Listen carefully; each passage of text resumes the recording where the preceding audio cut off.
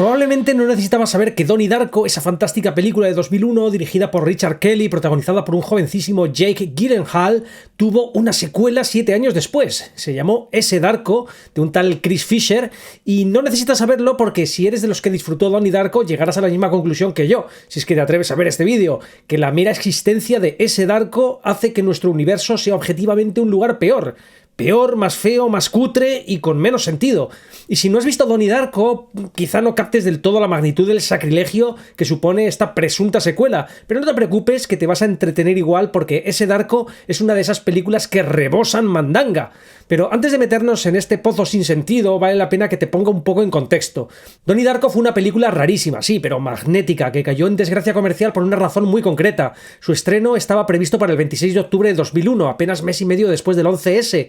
Y claro, como la trama incluye un accidente de avión, a los distribuidores no les pareció el mejor momento para hacer mucho bombo. Resultado: estreno limitado, taquilla floja, apenas $500,000 y un paso discreto por cines. Pero como buena película de culto, Donnie Darko no murió ahí, se convirtió en un fenómeno en el mercado doméstico vendiendo millones de DVDs, tanto que la revista Empire acabó colocándola como la segunda mejor película independiente de la historia y en el puesto 53 de su lista de las 500 mejores películas de todos los tiempos. Ahí es nada.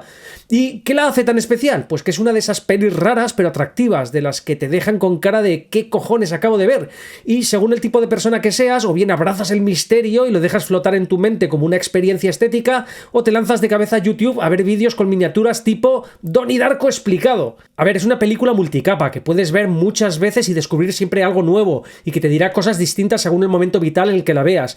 Pero además, y esto es lo más importante, más allá de la paranoia temporal, los conejos gigantes y las turbinas que caen del cielo, Donnie Darko plantea una serie de temas de fondo que en conjunto pues pueden incluso resultar más atractivos que el propio misterio central.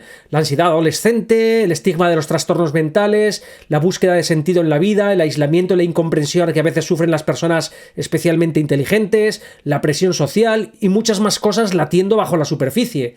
Y también está la ambigüedad, esa maravillosa ambigüedad sobre la realidad de lo narrado. ¿Es una historia de multiversos y viajes en el tiempo? ¿O todo lo que vemos es una construcción mental fruto de la psicosis del protagonista?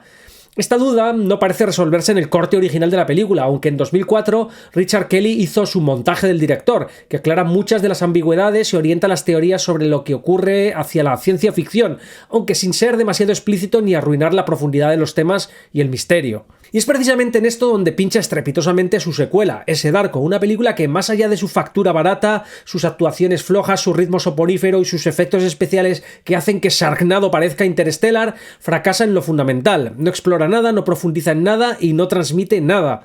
Es una sucesión aburrida de escenas que parecen buscar una literalidad en el lore de la película original, refritando caóticamente sus elementos sin entenderlos y aniquilando la sensación de ambigüedad de la historia original de Donnie Darko.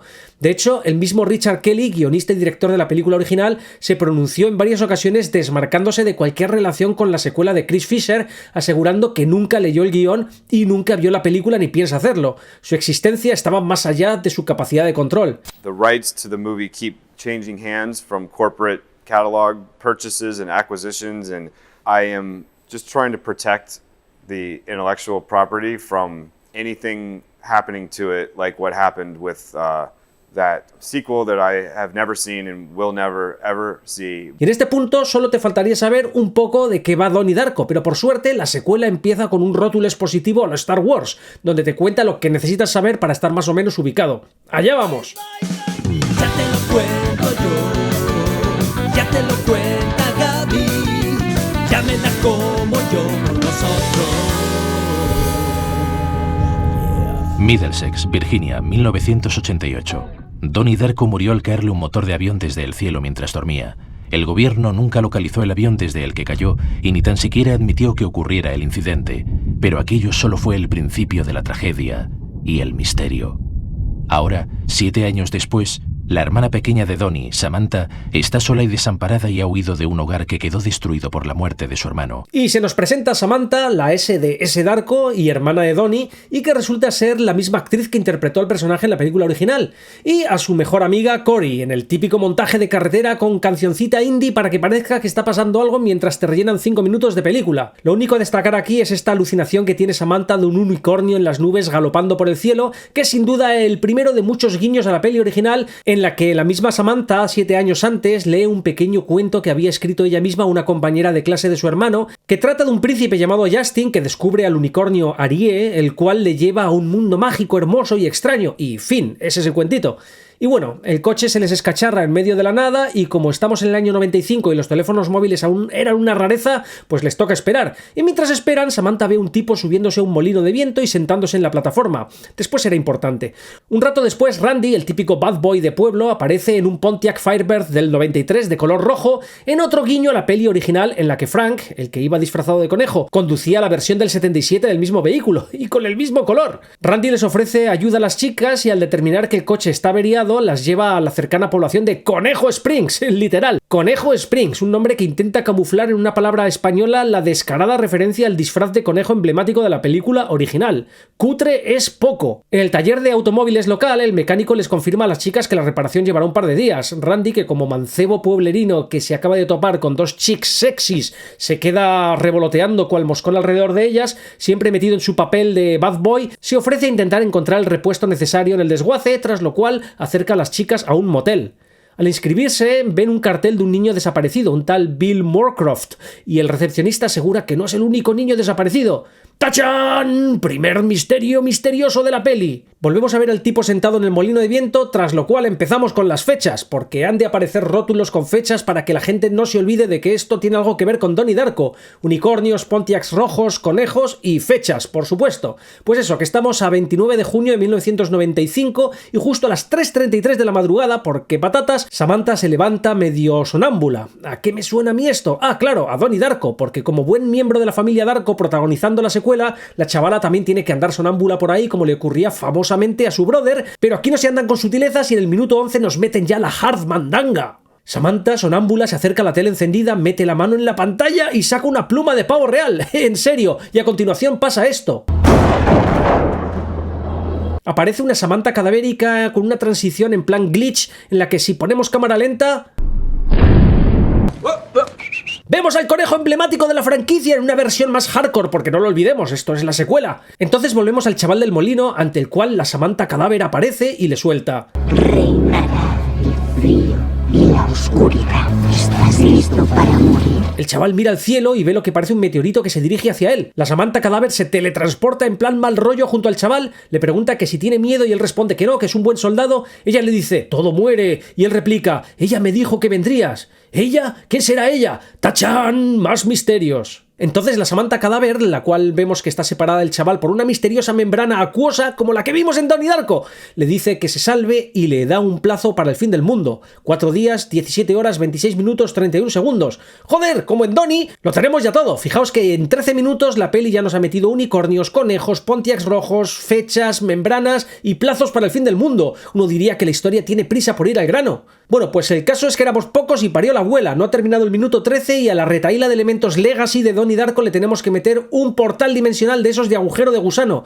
La Samantha cadáver le pide al chaval que le siga y ambos se lanzan a su interior. A continuación vemos al chaval huyendo del molino, que es destruido por el meteorito. Vale, la historia hasta aquí creo que está cristalina. Tenemos niños desaparecidos en el pueblo, a Samantha sacando una pluma de pavo real de la tele estando sonámbula, a una Samantha cadáver abriendo portales dimensionales por donde se tira un chaval, y un meteorito destruyendo un molino, porque esto no puede llevar el nombre de Darko si no cae algo del cielo que destruye algo. En Donnie Darko era una turbina de avión cayendo sobre una casa, pues aquí tenemos un meteorito cayendo sobre un molino. Este refritaje incesante de elementos reconocibles, sin un hilvanado claro, sin una función narrativa definida, y que parecen insertados para intentar evocar desesperadamente en el espectador una familiaridad con el contenido original, me recuerda inexorablemente a McKay a Payne, los creadores de los Anillos de Poder, perdiendo el culo por meter cada 2x3 referencias a las pelis de Jackson en un tan patético como burdo intento de viajar en negro sobre el éxito de aquellas, creyendo que así van a ganarse la audiencia. Y en ese Darko, como en los Anillos de Poder, lo más triste es que estas referencias se utilizan de forma superficial, sin entenderlas, sin considerar su pertinencia. Solo basta con echarlas ahí para ver si con ello consiguen que la audiencia asocie lo que están viendo con el contenido del que fueron extraídas y de esta manera lo apruebe. Bueno, el tema es que a la mañana siguiente Samantha se despierta en un banco en la calle, como su hermano Donnie, que solía pasarle lo mismo. Un policía chulito se acerca y le dice que no puede ir andando tan ligerita de ropa por ahí porque hay un pervertido en la ciudad, un tal Iraq Jack, del que se nos dice que es un veterano de guerra con síndrome de estrés postraumático. El poli se ofrece a llevarla al motel porque tiene que atender una llamada en un lugar cercano, que resulta ser el molino donde cayó el meteorito. Allí están los bomberos, la poli, estos tipos sacando el meteorito del cráter que provocó su impacto, el mecánico del taller, el recepcionista del motel, todo Dios. Y mientras hablan caemos en la cuenta de que el tal Iraq Jack es el chaval del molino. También estaba por allí Randy, que invita a las chicas a una fiesta en su casa por la festividad del 4 de julio, pero que va a celebrarla esa noche porque patatas. Las chicas se van a tomar algo en una cafetería y... ¿Los habéis visto? ¿A los Men in Black? Cae un meteorito en un pueblo y luego aparecen 2 agentes de esta guisa. ¿Quiénes serán? ¿Qué hacen ahí? Más misterios. Bueno, el caso es que se ponen a charlar las chicas con la camarera y esta, al ver a Iraq Jack trasteando en un contenedor de basura, les recomienda a las chavalas que no se acerquen a esa rata. Entonces entra un chaval un tanto nerd, se pide una naranjada y se pone a mirar a las chicas en plan creep. Cory le increpa y presentándose como Jeremy, les dice que las vio cerca del motel donde cayó el meteorito. Se muestra como un friki de cosas del espacio y les dice que va a comprar el meteorito, afirmando que está seguro de que se compone de hierro y níquel. Cory, la amiga de Samantha, que en lo que llevamos de película siempre se ha dirigido a los demás de forma bastante desagradable, les peta a Jeremy, que tiene nombre de marica. Luego le dice a su amiga que en cuanto la camarera se meta en la cocina salga sin pagar, vamos, como decimos en España, que haga un simpa. Cory se va, pero Samantha pasa del simpa y deja $20 porque no es tan hija de puta como Cory, y luego tontea con Jeremy diciéndole que no cree que sea marica. Las chavalas pasean ahora por un cementerio tomando un chupa chups y nos enteramos que su plan es llegar a California, donde el padre de Cory tiene un club y que les va a dar trabajo de bailarinas. Entonces se acercan porque patatas a un tipo que estaba trabajando en un jardín, el cual no pierde el tiempo. Si pensáis quedaros un tiempo, podéis pasar por mi estudio a comernos unas pizzas. Será divertido. Os juro que si me ponen esta escena fuera de contexto, 2 chavalitas sexys chupando un chupa chups y abordando sin ninguna razón concreta a un tipo random que estaba a la suya, entonces pensaría que es el comienzo de una no por. Y si algunos creéis que exagero, atención. ¿Cómo es no poder follar nunca? ¿Perdona? ¿Tienes dolor de huevos continuo o no paras de meneártela? Bueno, el caso es que se trata de un tal John, un pastor aconfesional que tiene una conversación absurda con las chavalas en la que se saca en serio el tema del olor de los pedos de Dios. ¿A qué olerán los pedos de Dios? A nubes y golosinas. Pero se nota que es un patético intento de emular una conversación casual con cochinadas de adolescente, como la mítica conversación sobre los pitufos en Donnie Darko. ¿Y Papá Pitufo qué? Quiero decir, ¿también participará? Sí, lo que él hace es grabar toda la orgía entre pitufos y luego se la casca mientras ve la cinta. La diferencia es que en Donnie Darko esta conversación tenía una función bestial de desarrollo de personajes, mostrándonos a Donnie como un tipo con más profundidad e inteligencia que sus compañeros, al mismo tiempo que denotaba una cierta represión en el aspecto sexual que define algunos aspectos de sus relaciones con otros personajes y que constituye otra de las temáticas secundarias de la película. Los pitufos son asexuados, no tienen órganos sexuales bajo sus pantaloncitos blancos. ¿Sabéis? Eso es lo más triste. ¿Qué sentido tiene vivir sin una polla? Pero en ese Darko se trata simplemente de una meada fuera de tiesto que no aporta nada. Bueno, el pastor le presta a Samantha un libro que casualmente tenía por ahí mientras trabajaba en el jardín, titulado Jesusonomy, y le invita a leerlo porque Dios puede dedicarte todo el tiempo del mundo. Y aquí tengo 2 apuntes. 1. Resulta que el libro está escrito por un tal C. Fisher. ¿No se llamaba el director de la peli Chris Fisher? Pues ahí lo tenemos, autoinsertándose, con 2 huevacos. Y 2, este personaje apunta a ser un refrito del personaje que interpretó Patrick Swayze en Donnie Darko, el gurú motivacional Jim Cunningham. Y si no, tiempo al tiempo. Ya me llama la atención que haya un libro asociado a ambas versiones del personaje. En Donnie Darko, Jim Cunningham es el autor de un libro de autoayuda, Attitudinal Beliefs, con el que están fascinados sus seguidores. Y el pastor John, el Cunningham de mercadillo de ese Darko, anda con este Jesusonomy. Bueno, después vemos a Iraq Jack, que parece vivir escondido en un viejo bus en el desguace del mecánico, contando hacia atrás el tiempo que queda para el fin del mundo. Al salir del bus se topa con Randy, que andaba buscando el repuesto para el coche de las chicas. Iraq Jack le cuenta a Randy algunas de las barbaridades que hizo en la guerra. Luego empieza a desvariar acerca de unos líderes y de una princesa que le necesita y que le salvó, refiriéndose obviamente a la Samantha Cadáver. Y añade que podrá salvar a Billy. Y ahí Randy, visiblemente molesto, le pregunta que qué sabe él de Billy. Por si no lo recordáis, habíamos visto antes que hay un niño desaparecido en el pueblo llamado así. ¿Por qué ha reaccionado Randy así? ¿Está relacionado con él? Iraq Jack, tras pedirle a Randy que les diga a todos que el mundo se acerca a su fin, se marcha. Nos plantamos esa noche en la fiesta en casa de Randy, gente vomitando, chavales esnifando de una bolsa de papel, pool party, aparece por ahí Jeremy al que le hacen un poquito de bullying, se acerca Samantha a asistirle y él le da 20 pavos porque antes en la cafetería quería haberles invitado él. El chaval está claramente interesado en Samantha, pero aparece Randy y con la excusa de que vigile a Cory porque se está dando mucha caña en la fiesta, la aparta de Jeremy. Más tarde, Cory empuja, porque patatas, a Samantha al agua. Cuando se está secando, entra en la casa con Randy y ahí aprendemos que su hermano también desapareció, como Bill Moorcroft, y que la poli piensa que el responsable de ambas desapariciones es la misma persona. Randy también cuenta que su madre era una zorra y que los abandonó. Siguen conversando, pero lo único trascendente es que Samantha le omite que tuvo un hermano, Donnie, que murió aplastado por una turbina de avión. Finalmente terminan la conversación cuando ella se larga mosqueada porque Randy parece juzgar su idea de ir a trabajar de stripper en un club. Fuera de la casa de Randy, Samantha ve la pluma que sacó de la televisión la noche anterior caer delante de ella y romper el suelo. ¿What? Corte y pasamos a Iraq Jack, a quien Samantha Cadáver le incita a quemar la iglesia del pastor John. Además de introducir otro elemento legacy de la película original, que es este gusano acuoso que sale del pecho y que, por resumirlo muy burdamente, es la trayectoria del futuro inmediato del personaje, por lo que al seguirlo le llevará hacia su destino, comprobamos que efectivamente el pastor John es el equivalente exacto de Jim Cunningham de la peli original. Así como el Frank Conejo incitó a Donnie a quemar la casa de Jim, un gurú motivacional, en un alucinante ejercicio de escritura creativa, en la secuela tenemos a la Samantha Cadáver incitando a Iraq Jack a quemar la casa de un pastor de una iglesia confesional. Yes! Hell yeah! Hey, come on, baby! Come on! Yes! Así que ahora falta por ver si, de la misma forma que en Donnie Darko Jim resultó ser un pedófilo, en ese Darko el pastor John resulta ser algún tipo de pervertido. Pasamos a rótulo con fecha 1 de julio, a 3 días para el fin del mundo. ¡Qué emoción! El recepcionista del motel despierta a Samantha para ver si se quedan más tiempo y se pone en plan creep a decirle que las envidia por estar recorriendo el país en plan Thelma y Louise. Samantha le cierra la puerta en las narices, pero él sigue a su rollo hablando de no sé qué, de una isla donde están vivitos y coleando a Elvis Presley, Jimi Hendrix, Janis Joplin y Jim Morrison. Vamos a la iglesia quemada, donde los bomberos terminan de rematar la faena. El pastor, abatido, responde a la observación del poli de que la cruz se habrá derretido por el calor, diciendo que no pudo tratarse de un incendio normal porque la iglesia era de ladrillo y las cruces de hierro. Aunque vemos claramente que la iglesia no era de ladrillo ni de coña, sino de maderita. Pero va, sigámosles el rollo. El poli encuentra unas placas de identificación entre las cenizas. ¡Son de Iraq Jack! ¡Bingo! ¡Ya tienen al culpable! ¡Qué cutre! Pero ojo que ahí va otro huevito de Pascua. Resulta que el nombre real de Iraq Jack, como vemos en las placas, es Justin Ward Sparrow. ¡Justin! Como el príncipe del cuento que escribió Samantha hace 7 años. ¿Casualidad? ¿Sincronicidad? ¿Serendipia? Samantha entra en el banco del pueblo y se encuentra a esta tipa llorando que había visto antes en la cafetería. Por alguna razón misteriosa, Samantha se acerca para husmear en lo que sea que le pase, a pesar de que estaba acompañada por otra persona. Se trata de Trudy, la beata ultrarreligiosa del pueblo, que llora porque la iglesia del pastor John se ha quemado. Asegura saber quién es el autor del incendio, pero Samantha no parece tener el más mínimo interés en saberlo, ni Trudy en revelarlo.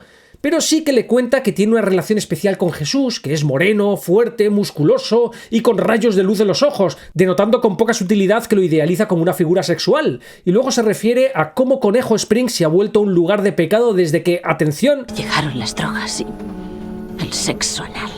¿What? Luego se le cae una pulsera que tiene una llavecita. Cuando Samantha le ayuda a recogerla, ella le dice que se la regaló el pastor John y que él sabe que a quien más ama es a Jesús, tras lo cual se muerde lascivamente el labio.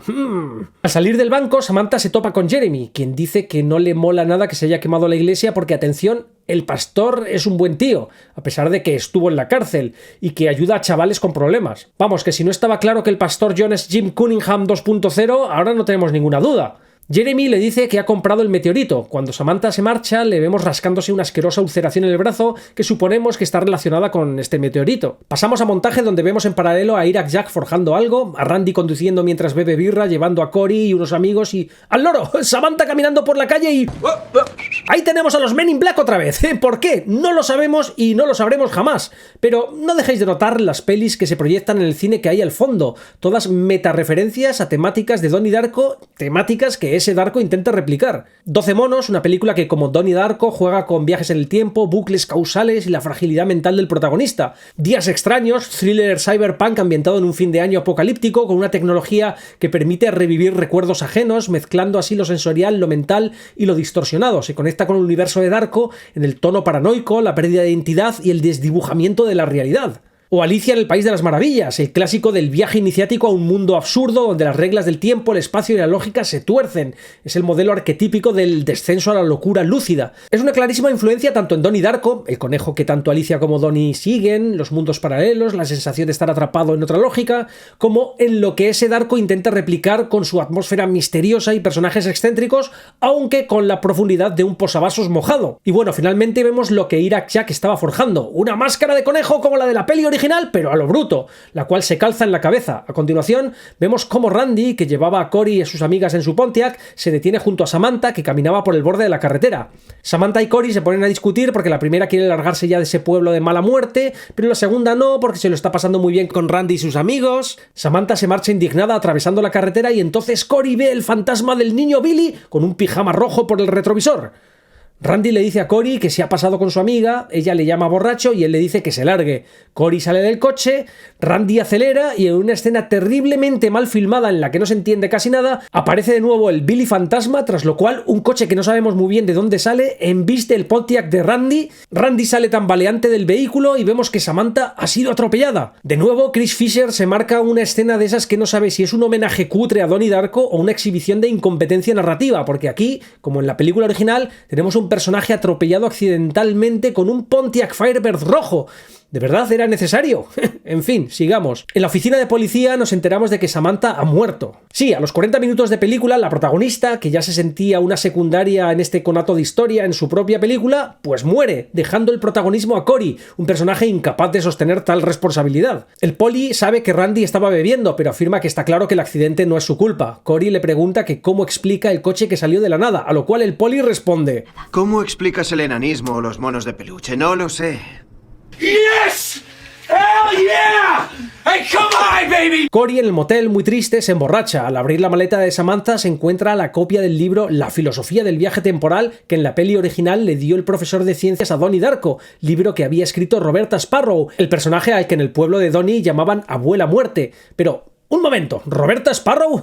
¿No se apellidaba así Iraq Jack, cuyo nombre real es Justin Ward Sparrow? ¿Casualidad? ¿Sincronicidad? ¿Serendipia? Y dentro del libro, Cory encuentra un dibujo de la máscara de conejo que hizo Donnie y el cuentito del unicornio y el príncipe Justin que escribió Samantha años atrás, el cual la secuela tiene los cojones de continuar en la parte posterior de la hoja, a pesar de que el original terminaba a mitad de página, para añadir lo siguiente: nadie veía lo bella que era ella porque era invisible para todos, salvo para Justin. Refiriéndose obviamente a la Samantha cadáver que ve Justin, o sea, Iraq Jack. Sigamos, nuevo rótulo de fecha y estamos a 2 días del fin del mundo, maravilloso. Esa madrugada es Cory la que se despierta sonámbula a las 3:33. Se topa con el fantasma de Billy, que está en la típica membrana acuosa Legacy de Donnie Darko. Ella le dice que quiere que Samantha vuelva y él le responde que puede encontrarla. Entonces los precios de la máquina de snacks que hay detrás de Billy marcan End, fin, y dice: ya ha comenzado, no queda mucho tiempo. Al día siguiente, Cory va a ver a Randy en el supermercado donde trabaja. Salen a fumar un cigarro y él le pregunta que por qué dijo en el informe de la policía que él no había bebido. Y ella le contesta que arruinar su vida no devolvería la vida a Samantha. Cory le pregunta si ambos son malas personas porque de alguna forma son responsables de la muerte de Samantha. Y aquí los guionistas se marcan esta otra joya. Malas no. Ni buenas ni malas. Yes! Hell yeah! Hey, come on, baby! Luego Cory le confiesa a Randy que vio el fantasma de Billy en varias ocasiones y él lo compara con una experiencia que tuvo con drogas. Entonces Cory le dice que ojalá esto fuese una pesadilla de la que pudiesen despertar y que ojalá pudiera volver atrás en el tiempo y empezar de cero. Y entonces se meten en una biblioteca y nos embuten la clásica escena de investigación de un misterio mirando artículos microfilmados en la hemeroteca.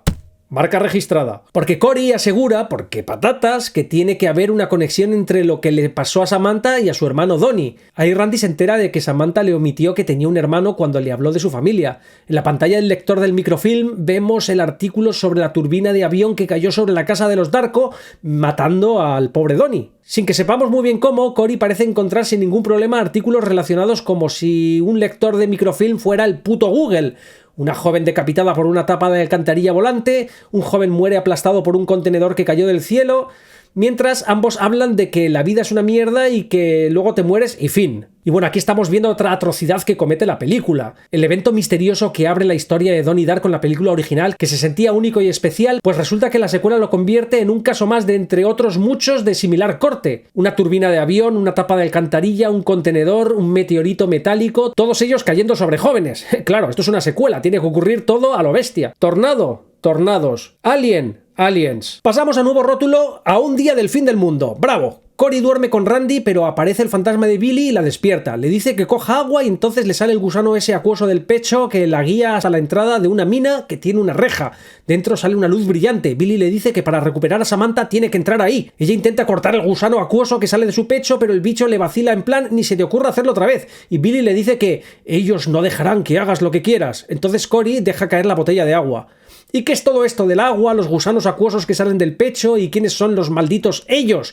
Pues son elementos más o menos sutiles en el Donnie Darko original, pero que aquí son tratados con excesiva prominencia, colgándose la narrativa de ellos, porque en realidad no tiene una historia que contar. Es más, lo que sea que esté contando parece una excusa para desplegar estos elementos, en particular tal y como fueron definidos en el montaje del director de Donnie Darko, donde aparecen más detalles sobre cómo funciona su universo. Por ejemplo, uno se queda un poco what the fuck con lo de la botella de agua. ¿Por qué le pide el fantasma de Billy a Cory que lleve su agua? Pues esto es porque el agua, según se cuenta en el libro de filosofía del viaje temporal, en el montaje del director de Donnie Darko, es necesaria para que los llamados muertos manipulados, como Frank o Billy, puedan manifestarse. Sin embargo, este dato es casi una nota al pie, y es tratado con extrema sutilidad en Donnie Darko, pero aquí, en la secuela, Billy le pide a Cory que lleve su agua, lo cual no hace sino confundir al espectador casual. Así, ese Darko no parece más que un despliegue constante y cutre de huevos de Pascua para nerds de la película original que se hilvanan torpemente para generar la ilusión de narrativa, pero sin contar realmente nada. Bueno, que me lío y esto ya se está haciendo muy largo. El tema es que Cory se mete en la mina / portal dimensional y aparece en el cruce donde ocurrió el accidente que mató a Samantha. Vemos a una camioneta remolcando un coche, el cual se desprende del enganche y con poderes de telequinesis, Cory lo lanza por los aires para meterlo en un portal dimensional que se ha abierto en el cielo, mientras se escucha a su voz decir «haría lo que fuera por dar marcha atrás». Y entonces se rebobina el tiempo hasta el punto en el que Samantha caminaba por la carretera. Por cierto, que esta escena también la han copiado tal cual de Donnie Darko. En aquella película, Donnie al final manda la turbina de avión por el portal para salvar a su churri Gretchen, sacrificándose él, dejando que la turbina le mate. Aquí es Cory la que manda el coche por el portal para salvar a Samantha y veremos que será ella la que muera por el coche. Entonces la escena de Randy llegando con el coche se repite, pero esta vez Cory no es tan capulla, le confiesa a Samantha que se inventó lo de que su padre les iba a contratar en su club, hablan un poco de que ya verán cuál es el plan ahora y tal. El caso es que quedan bien, sin rencores y porque patatas, Randy acelera de repente, esta vez con Cory en el coche, de forma que cuando aparece de la nada el otro coche que ella misma había mandado por el portal un rato antes, embiste el Pontiac, muriendo ella esta vez en vez de Samantha. Y ahora es Samantha la que se va al motel a expresar su tristeza destrozándolo todo. Pasamos una escena con Iraq Jack disfrazado de forma similar al conejo de la peli original para que el espectador despistado diga «¡Ah, coño! Que estábamos viendo la secuela de Donnie Darko». Se le aparece la Samantha cadáver, él pregunta que por qué ha de pasar por todo eso y ella le responde básicamente que él ha de morir de la misma forma que ella murió por él, y así sabrá lo que pasa después de la muerte y le pide que recuerde el futuro. Un nuevo rótulo nos recuerda que quedan 2 días para el fin del mundo. Samantha, la normal, no la cadáver, se despierta en un sitio random de Conejo Springs, camina por la calle y se topa con un escaparate donde ve el vestido que precisamente lleva la Samantha cadáver cuando se le aparece a Iraq Jack. Aparece Jeremy, que le cuenta que la tienda es propiedad de sus padres, le da el pésame por lo de Cory y le empieza a comer la oreja con que todo pasa por una razón y que el universo se expande y que acabará disolviéndose, por lo que nada tiene sentido. Samantha le replica que si eso significa que la muerte de Cory no importa. Y él contesta que todos tenemos un destino y que el suyo fue encontrar ese meteorito que resulta, según él, no ser en realidad un meteorito y que está hecho de un metal que no existe ni en la tabla periódica, cosa que él sabe porque patatas, y que ahora él ve cosas con las que antes solo soñaba. No sabemos qué significa eso, pero bueno, sigámosles el rollo. Entonces Samantha repara en la úlcera del brazo de Jimmy, que se ha hecho más grande y asquerosa, y este le dice que tranqui, que es solo un rasguño, aunque creo que está claro que es una úlcera producida por la radiación del meteorito. Entonces aparece Randy en bici, porque aquí los personajes aparecen así, y le ofrece a Samantha hacer lo que sea por ella, para consolarla por la muerte de su amiga, pero ella le reprocha la muerte de Cory y que si no puede hacer que vuelva, entonces es un inútil, y se marcha. Jeremy le dice a Randy de muy malas formas que se largue, Randy le planta cara y Jeremy le deja KO de un cabezazo. Samantha va a la iglesia quemada para devolverle al pastor John su libro y este, tras asegurarle que Dios puede ser la respuesta que necesita para saber qué hacer en el futuro, le pide que la acompañe para mostrarle algo. Se la lleva a una sala de cine y se sientan ante la pantalla apagada. El pastor John le dice que a veces va allá a mirar la pantalla esperando a que Dios le muestre qué espera de él y de su vida. Lo normal, vamos. Ella cínicamente le dice que si consumía drogas de joven, pero él le invita a intentar ver en la pantalla lo que quiere Dios de ella. Ella le dice que empiece él. Las luces se apagan porque sí y en la pantalla le vemos en su iglesia quemada alzando los brazos mientras dice que ve una luz divina que le guía. Ahora es el turno de ella. Entonces en la pantalla se ve a sí misma de niña bailando en una escena sacada directamente de la película original. Ella le cuenta que ha visto su infancia y él le dice que no debe mirar el pasado si quiere renacer. Ella le pregunta que por qué estuvo en la cárcel, pero él dice que eso no importa ya. Y mientras de fondo vemos a la beata Trudy entrar en la sala, él le regala una pulsera igual que la de Trudy, con las siglas de ¿Qué haría Jesús? Y le pone una mano lascivamente en el muslo diciéndole que confíe en él. Ella sale de ahí por patas, le devuelve la pulsera y adiós. Trudy lo ha visto todo y cuando el pastor John intenta excusarse ante ella, Trudy le dice que confía en él, que es Samantha quien la obligó, esta pecadora. Y añade que perdió su propia pulsera, la de la llavecita, dato importante. Los que os acordáis de la peli original habréis detectado aquí los múltiples rip-offs que hace la secuela en esta escena. Tenemos una sala de cine donde se ven cosas en la pantalla que no están ahí. Luego vemos que efectivamente el pastor John es un pervertido, al igual que Jim Cunningham en la película original. También tenemos que Trudy, la super fan número 1 del pastor, va por todas partes con el libro de cabecera de su secta, de la misma forma que la super fan número 1 de Jim Cunningham, Kitty Farmer, llevaba el libro de este siempre consigo. Y tanto Trudy como Kitty Farmer deciden ignorar el hecho de que sus respectivos amados guías espirituales son unos pervertidos. En serio, qué asco me da esta escuela de narrativa que es incapaz de escribir nada original. Y bueno, la escena termina mostrándonos que en la marquesina del cine los títulos de las pelis están al revés. ¿Por qué? Pasamos un pequeño interludio donde vemos a Iraq Jack como esperando, siempre disfrazado de conejo, a Samantha en la cama leyendo filosofía del viaje temporal y a la Samantha cadáver posando por ahí mientras dice «¡Vamos allá! ¡Hora de morir!», como diciéndonos que dentro de poco vamos a ver la muerte de Samantha. Así de sutil es la película. Siguiente rótulo, ya estamos a 3 de julio y quedan 11 horas para el fin del mundo. Samantha vuelve a despertarse en un lugar random cuando Iraq Jack, que pasaba por ahí, le quita el libro de la mano. Él le dice que su abuela le dijo que vendría y le devuelve el libro diciéndole que se llama Justin Sparrow. Y ahí Samantha cae en la cuenta de que él es el nieto de la autora del libro. Él le muestra la máscara y le dice que es la cara de él en los sueños de ella, tal y como ella le enseñó. ¿Ella le enseñó qué? Obviamente él se está refiriendo a la Samantha cadáver, pero la Samantha real no tiene ni idea de qué cojones le está hablando el loco este, de la misma forma que la mayoría de la audiencia tiene que andar a estas alturas más perdida que un pulpo en un garaje. Iraq Jack añade que a Donnie le gustaba dibujar la máscara. Ella, sorprendida, le pregunta que cómo sabe su nombre, y él le dice que ella misma se lo dijo cuando estaba muerta, porque él recuerda el futuro. Entonces se calza la máscara, que le queda un poco apretada, y Samantha se marcha asustada. Deambulando sin un rumbo claro a donde le lleva el guión, Samantha se topa con la pulsera de Trudy que reconocemos por la llave justo enfrente de la mina por donde se metió Cory antes. Resulta que esa llave justo es la que abre el candado de la reja de la entrada de la mina. En su interior, Samantha se encuentra los cadáveres de 2 niños. Uno de ellos es claramente Billy y el otro, ¿será el hermano de Randy? Samantha sale despavorida de allí. Más tarde, Samantha entra en la cafetería del pueblo donde los clientes se ponen a aplaudirle, porque es lo que se suele hacer cuando uno encuentra los cadáveres de 2 niños en una mina.